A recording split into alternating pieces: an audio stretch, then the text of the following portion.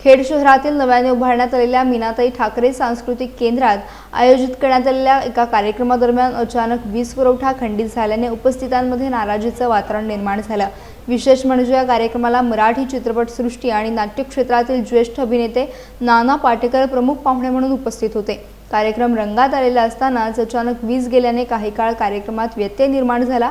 या कार्यक्रमाला खेडच्या नगराध्यक्ष माधवी बुटाला यांच्यासह अनेक मान्यवर आणि नागरिक उपस्थित होते। कोट्यावधी रुपये खर्च करून उभारण्यात आलेल्या अत्याधुनिक सांस्कृतिक केंद्रात अशा प्रकारे वीज पुरवठा खंडित होणे ही बाब अनेकांना चर्चेचा विषय ठरली। कार्यक्रमासाठी आवश्यक असलेल्या मूलभूत सुविधा आणि पर्यायी वीज व्यवस्थेबाबत प्रश्नचिन्ह उपस्थित केले जातात। दरम्यान या घटनेबाबत पत्रकारांनी नगराध्यक्ष माधवी बुटाल यांना प्रश्न विचारला असता त्यांनी यावर कोणतीही प्रतिक्रिया देणे टाळले। त्यामुळे सांस्कृतिक केंद्रातील सुविधांच्या देखभालीबाबत आणि प्रशासनाच्या कार्यपद्धतीबाबत नागरिकांकडून प्रश्न उपस्थित केले जातात। कोट्यावधींचा खर्च करूनही अशा मूलभूत अडचणी का निर्माण होतात याचे उत्तर आता नागरिक प्रशासनाकडून मागत आहेत।